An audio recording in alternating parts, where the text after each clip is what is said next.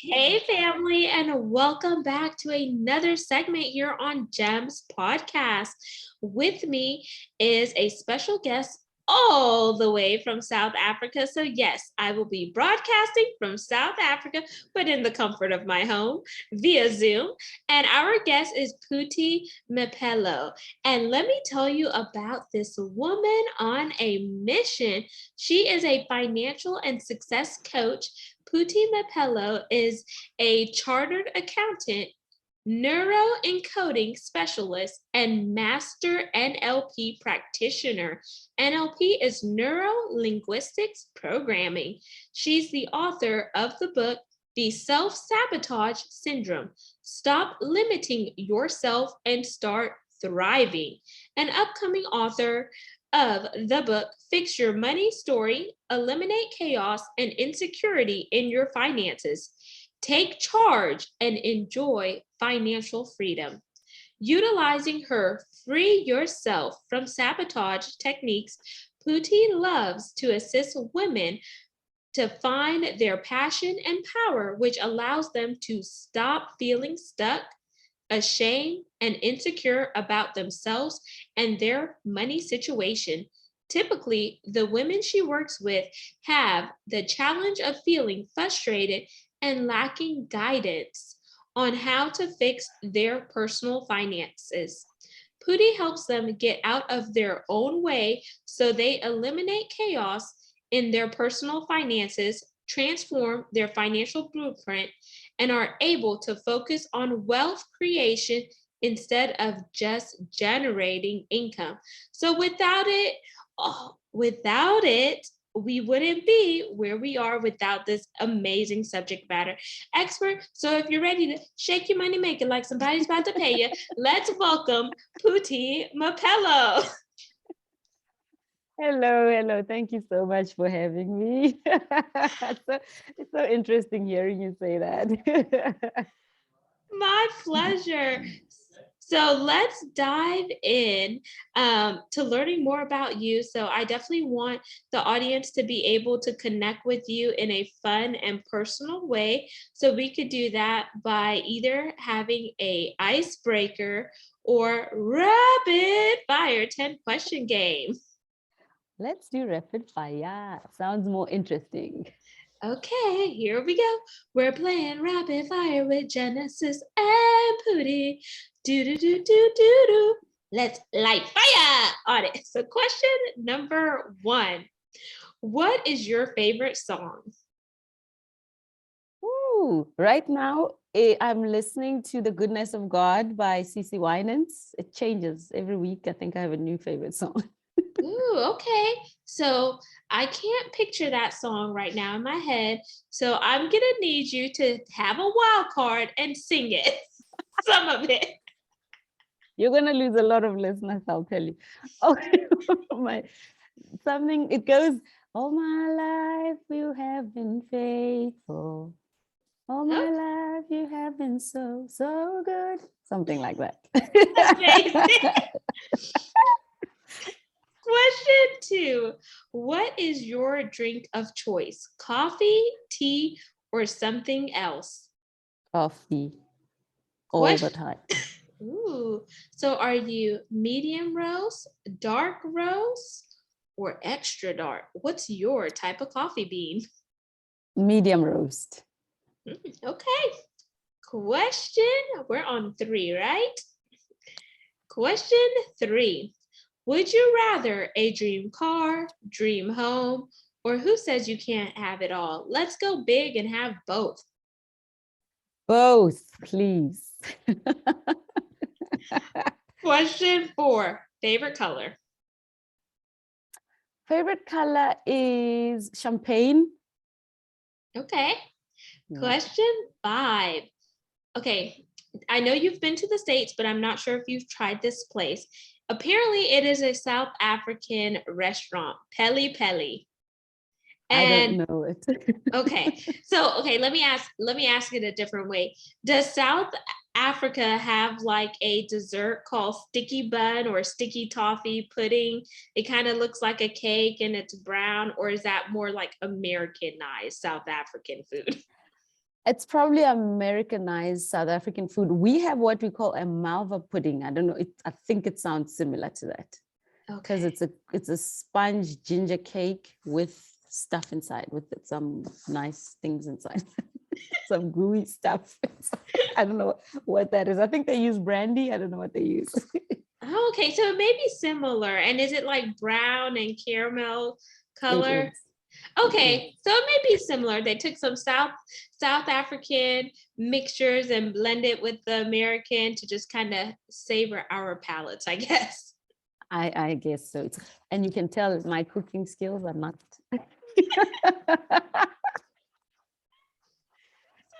It's 6. I'm gonna make this a question. Since your cooking skills are not so there in South Africa, do y'all have like food delivery services? We do. We Or do. so is that your jam, or like do you go in the kitchen and cook just for sustainability reasons? So I have been blessed to have a live-in help who's been with us for a number of years. So she does most of the cooking. And when she's not around, we will do takeaways for maybe the first 2 days, and then I'll have to stand in front of the stove and make a plan. Oh, that is nice. Have a live-in help. Ah, Yay. nice. Okay, 7. If money were no options and you got to go anywhere in the world, where would it be? Greece, for some reason. It looks beautiful. And I think they'll make nice food. That's one place I'd love to go. Question 8. If you could have any superpower, what would it be? Whoa, I think the ability to vanish. Question 9. If you could have a meal with any person, past or present, who would it be? Right now, I am enjoying listening and learning from a guy called Joseph McClendon III, because he doesn't teach theory. He has a lot of practical neuro mindset work that you can immediately apply and literally change your life in an hour. I'm not joking. So I'd Wow. love to just understand just how his typical day is. And question 10. It's our pass or play question. And here are the rules. If you pass, our rules are reversed for this question, and you get to ask me something. If you choose to play, I ask one last question to wrap up rapid fire. So do you want to pass or play? I want to pass. Okie dokie. I'm putting myself in the hot seat. What is your question? It's a simple one. What inspires you? Ooh, there are a lot that inspired me, but I'll just say what inspired me to start the podcast. I'll say it from that angle was my dad. So my dad was my biggest supporter, and losing him in November of 2020 to medical negligence definitely rocked me. So every time I hit a milestone in the podcast journey, I was like, this is for my dad, but it's also for my child and my family members as well. That's great. Sorry to hear about your dad, but that's a great inspiration. And I'm glad you mentioned the podcast, because I was actually wondering about the podcast. So thank you for asking the question and playing rapid fire, Phuti. So let's dive into the work that you're doing now. So I think it's really cool. So I did not know about NLP until maybe a few years ago. And when I say a few, probably since the beginning of the pandemic. So probably around 2020. And I was like, is this something new? Like, what are people talking about? And I think NLP is like really, really cool. And I actually had someone on the show yesterday that talked about NLP, but she mentioned that, okay, there's different components of neurolinguistics programming. Some people do NLP plus hypnosis. And then she came from a spiritual aspect. So she was a minister, went to seminary school and all of that. So she talks about how she uses NLP, but without the hypnosis. So since you are a master NLP practitioner, what led you to getting involved in the work that you're doing now in the finance and success space, NLP, and etc.? I think I just kind of want to like build up to where you are. So we have to learn your background first in order to appreciate what you're doing now, in my opinion, because sometimes people see, okay, where you are right now, the latter, but they never see the former. Okay. Ooh. All right. So, uh, so I went into business in 2010. I had to follow my husband. He had to move way up north, so I had to leave my job. I was working for a big four company as as an accountant, and and I live in a small town, so I'm practically unemployable because my skills are not needed in towns like these. So I had to, I'd always wanted to go into business, and that was a great opportunity for me to start. So we have a brick and mortar business that we were in for 8 years together in it. And you can appreciate that as a couple, one in the same business, the tensions, you disappear, you as a couple disappear. So, and when there's trouble in the business, there's trouble everywhere. So that was one of the reasons. But then we realized that if something were to go wrong, then we're both stuck in this business. And so we decided to sort of separate our interests. And I wanted to build a business that I was passionate about, because usually you respond to, you just want to make money or whatever. Well, that was my case. And I found out, I somehow got interested in the online business space as I was doing research, and YouTube, you get to see all of that. And I attended a seminar in late 2018, I think, yeah, where there were a lot of the big, what's the self-development people. Oh, like the coaches, right? The self-development coaches. Yes. And really, it sounds like a cliche, but my life has never been the same. So from that change that took place in my life, I realized that I can actually build an online business by coaching people. And I've always been teaching and talking to other women. And I found that this is a way that I can actually do this as a living and actually impact lives on a broader scale. So that's more where I am. I hope I'm answering your question. I started right at the beginning. Yeah, it definitely helps. So let me just summarize it for the audience to put context in. Feel free to correct me if I missed something.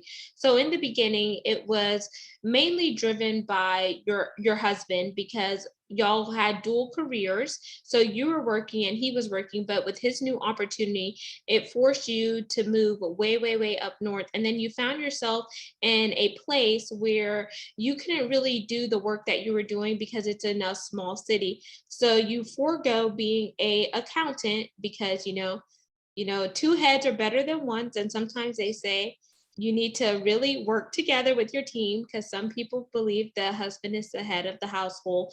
And I know that is spiritual, and some people believe it in the non-spiritual world. So then you have to quickly learn, how can you apply your transferable skills and the knowledge you have to make an impact in your own form and really hold your own as a woman and also a contributor to your household without letting yourself go or the knowledge that you bring to the forefront. So that led you into the coaching aspect because you were so inundated by the other people that were coaching and et cetera. And you're like, man, if they could do it, I could do it too. So you started in that arena that really allowed you to be an impact in other people's life. And your avatar is women. So now you're coaching in that aspect. And now I feel like you're bringing in the financial aspect, you're bringing in the mindset aspect, the transformation, which comes by transferring like what's going on internally to what's going on externally, and just mirroring it all together from a holistic standpoint and approach as far as coaching. Would you say I summarized that correctly? Whoa, that's like a book, and properly. I would have never said it better. Yes. I guess what helps me is I'm a coach as well, a visionary coach. And one of the important things, but not only when you're a podcaster, but also when you're a coach, is effectively listening to the people that you bring in to your community, because it's not just about the differences, but about the commonalities and how can we weave those together in order to have a fruitful conversation so we could both make an impact on the world based on having this coffee chat style conversation and etc. And I feel like sometimes as women we could be very competitive in nature with other women, but it's not about competition, but it's about collaboration and how can we help one another. You have amazing skills, Phuti, that I don't have, and vice versa. But whenever you add in the neurolinguistics programming, I think it helps you individually look at who you are at the core, how do you show up, and then how can you advance. So can we spend time talking about the NLP and then we'll get into the finances, because in order to be good steward of your finances, it first starts with this mind. Your mind connects your body is connected to your soul, and mind, body, soul, and spirit has to be in alignment in order for synergies to take place. So if you want to operate at an optimal level in your life, you need to understand what is your mindset saying, and is your mindset going to allow you to manifest to the areas you want to go into. Wow. That's my passion. More importantly, because as an accountant, we're trained to look at business numbers and help, and all of that. But we're never taught to look at your personal finances. I had to go out and look for that type of information. And what you're saying is very important because it's the mindset. You know what you need to do. And I think, these days you're aware about the savings, all of the technical stuff, but are we really doing it? Or you do it one step forward, 3 steps back, one step forward, 3, and you keep going round and round in circle. And I figured out also that, especially as a woman in business, that my mindset wasn't right. I'm one person who always goes back to look at things have gone wrong. What did I do so that I can move forward quicker? So it's our mindset, it's our values and our beliefs. Most times they're not aligned to our goals. So you keep doing the round and round, and then the woo-woo thing called money that we were brought up to not talk about, that just keeps chasing us, and we keep messing up. So yeah, so that's why I found, for me, it was to help me also to find that, because money is just money. It's a game. Money is money. If your mind is right about the money, a whole lot of other things will fall into place. And neuro-linguistic programming really feeds right into that space. I love that. And I think there are different steps that you could take that I'm sure you use with your clients whenever you go down the path of neurolinguistics.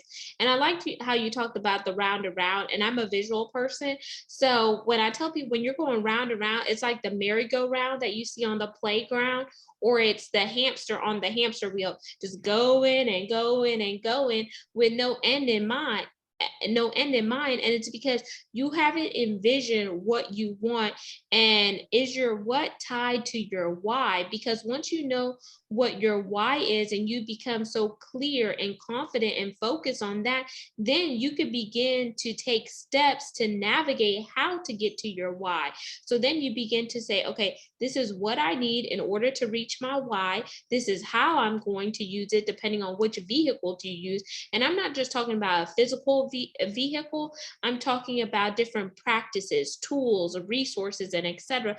that you could use to apply in your life in order to navigate your vehicle, in order to get you to have those dreams become realities and get you on track and stay on track. Because if not, will a train be able to make it to the next destination if it's derailed? No. So let's talk about some practical tips. And I know we're coming close to the top of the time commitment. So I don't know if you want to give 3 or 5 practical tips. So your choice here. Yes, I can.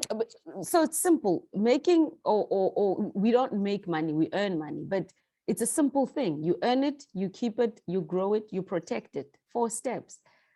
But there's so much of technical stuff that you need in there.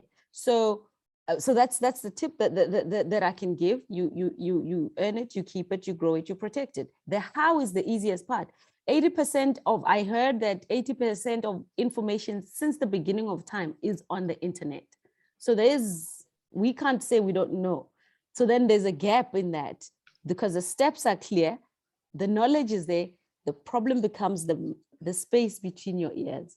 And my advice would be, most people probably know what they want, they know the how, it's where you are stuck. A lot of the work would need to be done with what's keeping you stuck. And my first piece of advice is find out what's keeping you stuck. Why are you not getting it right? I like that. And in order to figure out why you're not getting it right, you have to be able to ask yourself some of the hard questions and truthfully understand it. What are some of the paradigms that you have? Is it your relationship with money? Is it something that your family told you, like you'll never accomplish that? You're not worthy of it. Oh, it's too expensive.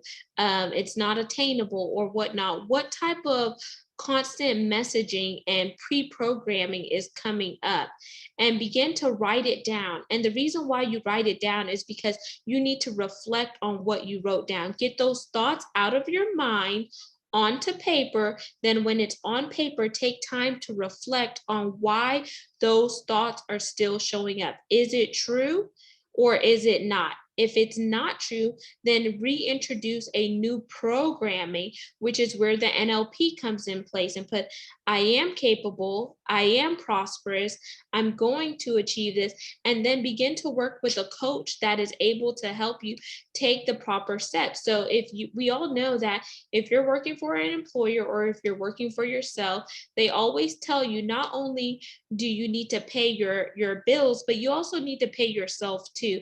So how much money are you setting aside? Do you have an emergency fund or whatnot? Whether that's 10% or 20%. If you do 10%, you live off of the 90%. If you do 20%, you live off of the 80. What are the things that you have in your life that are wants versus needs? And how can you begin to bucket those things and etc. And whenever you start to chip away at it, like get you like a little piggy bank like kids have, and put like a quarter in it or whatever you need to put. Or if you want a candy jar, put something in it so you could visually see and track your progress, because as long as you're meeting your goals, you want to have something to benchmark how you are accomplishing your goals, because that's going to keep your energy high and that's going to keep building up the momentum so you could keep on going. So those are just some practical tips that I would like to add on what you said, Phuti. I don't know if there's anything else you want to add on quickly before we jump into the call to action. No, you've summarized it well. I don't think, honestly, this day and age, it's just that way. You're not gonna come up with anything. All the popular books about finance and making money and all of that tell us the same things. You pay yourself first. You have an emergency fund. You don't get into debt. That's another thing, a consumer debt, but we're not doing that because there's a disconnect. We know it, but we're not applying it because there's something holding us back and keeping us stuck. And that's where the problem becomes. Absolutely. Now we're going to jump into the call to action. What is your call to action for the listeners and viewers today? Is it a resource you would like to give? Do you have a challenge for them? I'm all about challenging people because that's how we begin to grow personally and professionally. Or do you have something else? So I have a website. On my website, I have an ebook that they can download, or they can book a complimentary 20-minute discover your own power session that I know that they can book time with me on my website. Beautiful. So a free 20-minute, y'all. She didn't say 30. She didn't say an hour. 20 minutes. So really be respectful of her time as well as your time. Write down some questions. I would encourage you to do your due diligence before you set up that discovery call with her so you can understand the other work that she's doing, because she does a lot of incredible things on the forefront as well as behind the scenes. And then go grab that ebook, Knowledge is Power. And we've heard it. If you want someone to not know something, put it in a book, because how many people are actually going out there and reading books? So you definitely want to stay ahead of the curve. Phuti, I want to thank you so much for coming on the platform and just lending your knowledge, your insight, and wisdom with the community. It has just been such a pleasure and honor to just kind of sit back and chillax with you. I wish I could have some wine or something, but the way my body's set up, y'all, I cannot. But audience, all of her contact information will be in the show notes. All you need to do is read, scroll on down, and tap in and support this amazing guest. Also, don't forget to like, comment, subscribe, and share. We're on 40 plus platforms. You could also see this video recording on our YouTube channel by going to GEMS, GEMS, with Genesis Amaris Kemp. And lastly, but not least, where would I be without my supporters? You know, I only think about you. I want to thank each one of you for tuning in and supporting the mission behind the podcast, as well as the subject matter experts that I bring in. We're now ranked in the top 2% globally out of 2.8 million podcasts per www.listennotes.com, and we wouldn't have been able to do it without you. So I thank you so much for listening. And we are looking for brand sponsors. Yes, it takes money and it does take resources to run a podcast. So if you would like to contribute, send me an email to genesisamarisKemp@gmail.com, or head on over to the website, genesisamarisKemp.net, to find out more info how we can partner together and expand both of our brands. Until the next segment, next guest, peace, love, and lots of blessings. Make sure you become a steward of your finance. You ask questions. Questions are made to ask. It's not a sign of weakness, it's a sign of strength. And 3, take time to reflect on who you are and not what the world wants you to be or what other people project onto you. And level up in all areas of your life by understanding what makes you function, what makes you tick, and what your purpose is, because you were born with a purpose for a reason. And we need you to do what you were called to do and be authentically you.